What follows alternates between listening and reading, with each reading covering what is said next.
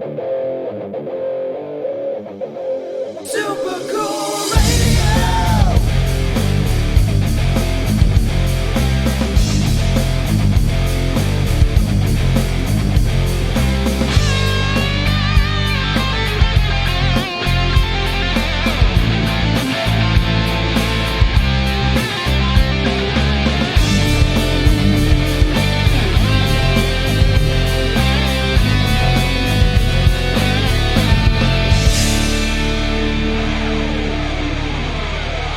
Hello, everyone, and welcome back to another Super Cool Radio interview. I'm your host, Matthew Thomas. Thank you so much for tuning in. I have a great guest joining me at this time who I'm very excited to have on the podcast.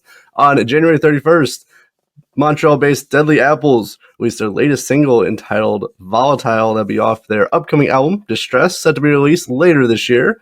Please welcome my guest this time, the vocalist and lyricist for Deadly Apples, Alex Martel. Hey, how's it going? Alex, thank you so much for joining me. I'm very excited to chat all things Deadly Apples with you. Yeah, well, I'm happy to be here.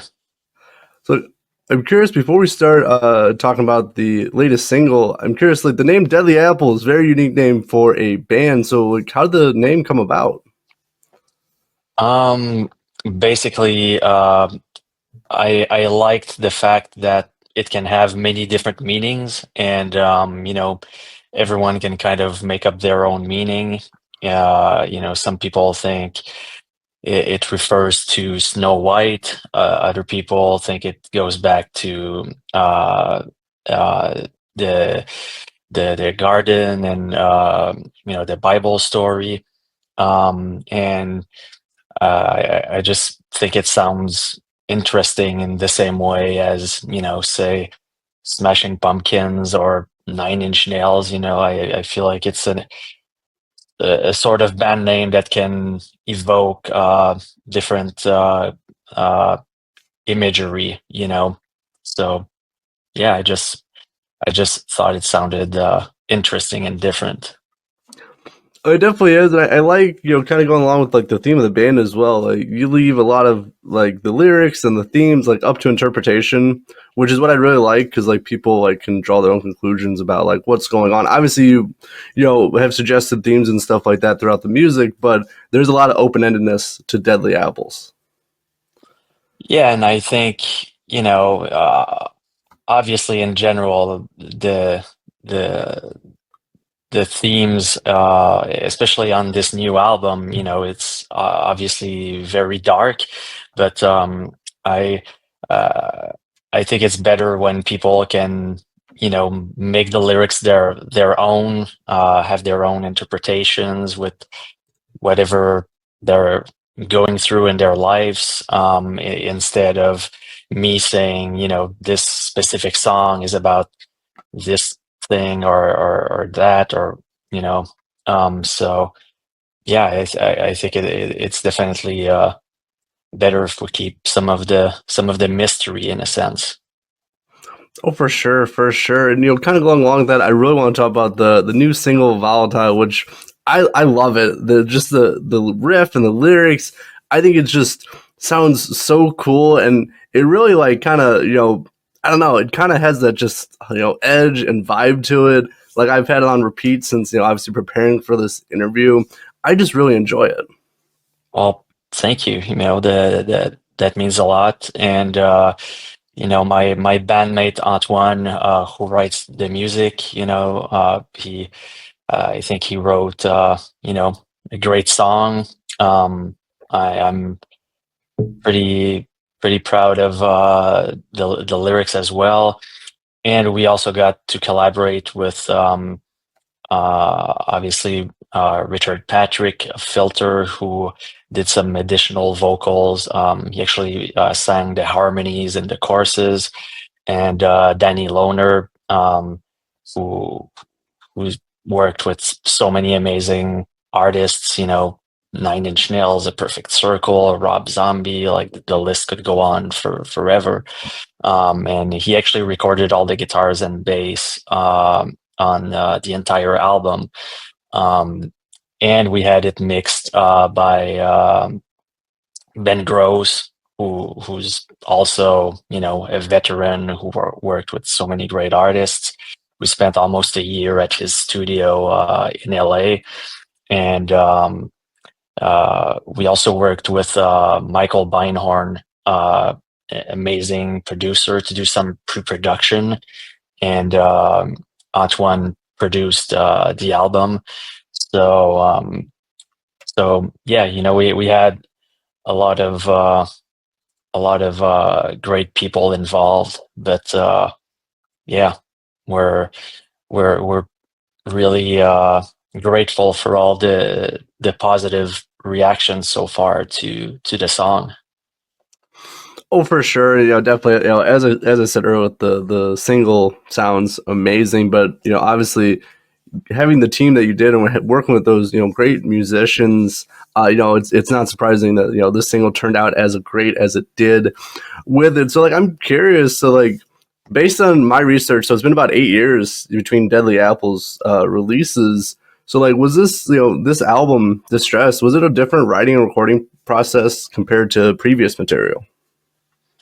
Well, we do have a bit of an unusual history in a sense, and you know, this album, it took a while. Like we because essentially the current version of the band started in 2017. Then we released Pity as an EP, even the Infected EP, which wasn't available beforehand. And we mostly focused for a while just on doing shows. And we were fortunate enough to have amazing opportunities to tour with amazing bands and do these massive festivals. And when it came time to writing the music, you know, the first batch of songs that Antoine was working on, they were kind of in a different direction. And when we when we did some pre-production work with Michael Beinhorn, he sent us literally 10 pages of notes, which is apparently typical of him and his way of working. And essentially, what he was telling us was that it felt kind of restrained, and that we shouldn't restrain ourselves, and we should just like go full on. And following that, Antoine came up with a bunch of songs that were way more aggressive, including Volatile. Um, and there's still, there's still some songs on the record from that early batch of music. So it's kind of a mix of both, but in general, I would say it's more in the vein of songs like Volatile.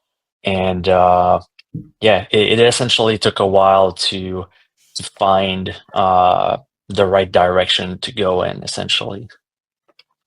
So do you think those notes have really helped like change a little bit of the direction of the album? Um, yeah, I would say so, and sometimes, you can go in one direction, and then, someone with an outside ear or a different perspective can just make us realize something that's fairly simple or fairly obvious, but sometimes when we're so close to it, we don't necessarily we might lose perspective sometimes. So yeah, I would say that it probably um, opened up something in our minds, both for the music side of things, but also on my end in terms of the lyrics. All right. Well, I'm definitely looking forward to checking out the new album. Obviously, I know there's no set release date yet, but I know it's gonna be sometime this year, and I'm definitely looking forward to it. But like, kind of going along with like the writing and recording process. So for like you and like Antoine, like working together, like how do you guys know when a song is complete? Um, That's a good question. You know, the way Antoine often works is, you know, he'll end up doing a million versions of the same song until, you know, he comes across the right version. And, you know, there's obviously also the structuring of things. Um, but yeah, I think it's a case by case basis, you know, like some songs were essentially finished while we were in the studio in LA. Other songs, you know, we had solid demos that were done for a while before we even entered the studio. So, you know, it's different for each song, you know, some it feels like some come really easily and they just get fleshed out naturally, and others it feels like we're just you know, uh, butting heads, trying to figure out like how the hell is this gonna, you know, uh, happen. But yeah, it's really different for each song. Oh my gosh, I'm just curious with that because obviously, Volatile is an amazing song. So I'm like it just sounds so cool. So like I'm just I'm just curious with the writing and recording process, plus listening to the your previous Deadly Apples music as well. I really like you guys have a great obviously working relationship and some awesome music as well. Thank you. So now, like, I did want to transition to the live performance side a little bit now, because you guys like have it's toured extensively as you touched on earlier. So like, I'm curious, do you approach like writing and recording in a studio differently than touring and performing live? Um, yeah, I mean, obviously when we're playing live, you know, it's the interpretation and not, you know, the creation. But to me, you know, being on stage is um the it's ultimately the biggest therapy in a sense. You know, like in as you can see, I'm a fairly calm and quiet guy. But when I get on stage, it's like this whole other side of me just comes out, and you know, it almost feels like an exorcism on stage, which makes our shows, I guess, intense and chaotic and unpredictable, which I feel is missing a lot in rock music these days. You know, it feels like everything has become so safe over the years. Um, and, you know, that's something that's, I guess that sets us apart, from other acts, especially when we're, supporting bigger artists, on tour, or if we're playing festivals. Like, I'm sure a lot of people who go to see bands, they don't really give a fuck about the openers, and they're not expecting anything. But whenever we're put in that situation, we can see like people stopping their conversations and just like their jaws dropping, like, what the fuck is this?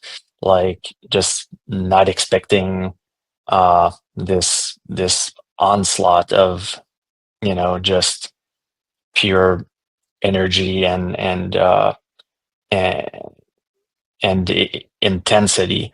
Um, so yeah, you know, it's that's how I would describe it. And we, as I was saying, we're really grateful for all the opportunities we've had. You know, like we've toured with everyone from Korn to Rob Zombie, Marilyn Manson, Deftones, and you know, in different parts of the world, you know, places we never thought we'd get to go to, like Japan and South America, all over Europe. Like, you know, we're actually really looking forward to going back out and playing this new music. Oh, for sure. You touched on quite a bit, but I want to go back to one point you said earlier, which is obviously your mannerisms right now. You're obviously very calm, collected, and I've seen videos of you performing live. So like I'm curious, how do you get in that like mindset like once you get on stage? Um, Obviously, there's adrenaline that kicks in mixed with stress, and I just try to go back in my head, in um, this the state of mind I was in when I wrote, some of these songs, and just trying to feel it, and you know trying to mind myself like I'm essentially going to war, which is probably different from most bands, who just walk up on stage and they play their instruments, they play their songs, and thank you, good night, and that's it. Nothing wrong with that, but to me, it's always about something much deeper, and that's actually a comment that we've had from several people, obviously people in the crowd, but also other artists and industry people that essentially we're bringing back the danger on stage. Like if you come and see Deadly Apples, you don't know what's going to happen. You don't know if you're going to end up with a mic stand in the face, or whatever's going to happen. So I think it brings an excitement, um, that's not always there, or that somehow got lost over the years. I feel like in rock music, at least. No, definitely. With that, yeah, there's definitely obviously a move to be, obviously I wouldn't say safe, but let's say a little bit more predictable when on stage. And then I really like obviously again watching some of the videos of you that there is that unpredictability that you don't know what is going to happen, and I think that just adds a little bit more to the show because people don't like if you see a band once live, you go, okay, cool, that was cool, but if there's something different every time, it creates a different experience for everyone who sees a show, no matter where they are. Yeah, yeah, for sure. And every show is unique. Definitely. So like, I'm curious. Obviously, with the working on the new album set to be released this year. So like, are there tour plans in the works right now? Yeah, we're actually waiting on some tour confirmations, but we've already announced, on March 29th, we're going back to Peru at the Vivo XL Rock Festival, playing on the main stage with Avenged Sevenfold, Marilyn Manson, Anthrax, and a lot of other bands. And the fans in Peru are insane, so we're looking forward to going back there. It's going to be our third time playing there. Um, and we've got another big festival in May in the US, but it's not announced yet, or at least the night that we're playing hasn't been announced yet. So uh, I can't say too much about it yet. But yeah, there's a lot of live shows and festivals that are in the works right now, and we're looking forward to coming back and hopefully do more dates in the US. Well, right on. Well, I'll be on the lookout for the tour dates and festival announcements as well. Hopefully, I get to catch you at a show sometime as well. So, like, I'm curious. So, obviously, you talked about performing in Peru, Japan, South America, obviously the U.S. and Canada. So, like, is it a different experience touring, like performing in different countries? Yeah, for sure. Like, for instance, Japan, um, just being on stage and looking at the massive crowd, and, it's all Japanese people. Like, that's not something you see every day, when, at least, in our case, living in Canada. So that in itself, is really special. And over there, they're very polite. Um, so at the end of a song, they'll cheer, they'll clap, and then it's like absolute silence, like you could hear a fly, which was kind of odd at the beginning, but we're actually um, touring with Korn when we were in Japan. It was the same thing when Korn was playing, like people clapping, then absolute silence, which was again really odd. And they just kind of jump up and down, like no mosh pits, no crowd surfing or anything like that.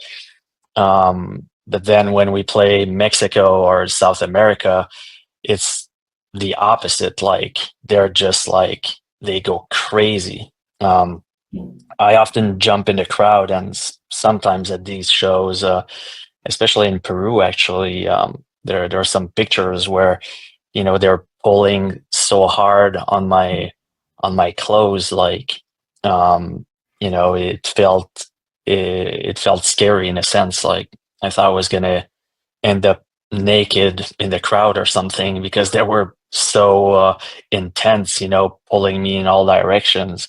Um, so yeah, it's definitely interesting to get to perform in different parts of the world and just kind of see how the different cultures are in these different countries.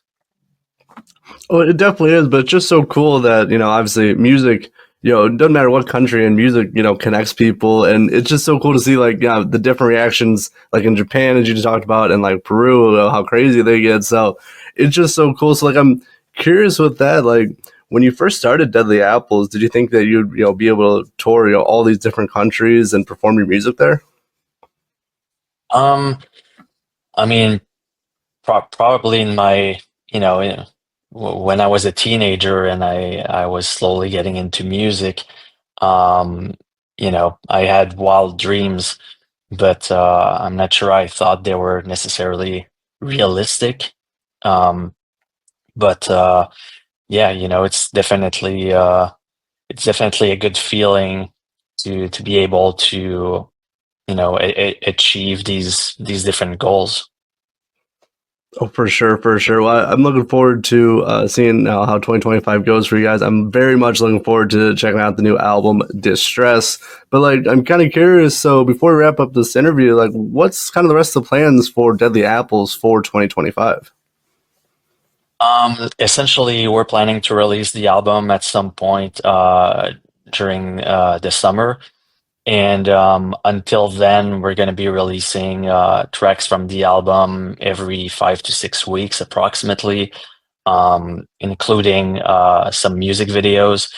So, so yeah, there's lots coming, including the full album. And Volatile is essentially the first step. And based on the reaction so far and the streaming numbers we've gotten, it's off to a great start. So we're very grateful for the support of um, everyone in the U.S. and everyone you know all over the world that's been listening to the song. Oh, definitely. And I know I'm definitely one of those people when checking out the song. If anyone has not yet, definitely do yourself a favor and check out Volatile. But now, for everyone watching, where are the best places to find Deadly Apples online?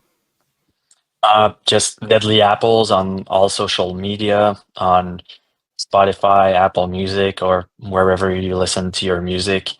And yeah, keep streaming the song. Everyone saving it or adding it to a playlist definitely helps out uh, the band.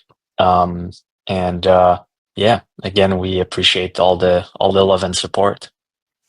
Oh, for sure. And I will leave some links for Deadly Apples in the description of this podcast. As I said, make sure to stream the latest single, Volatile, on your platform of your choice. But Alex, thank you so much for stopping by Super Cool Radio. I had a fantastic time chatting with you.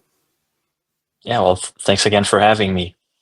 Of course, of course. For Alex of Deadly Apples, I'm your host always, Matthew Thomas. Thanks so much for watching this episode of Super Cool Radio. And remember, stay frosty.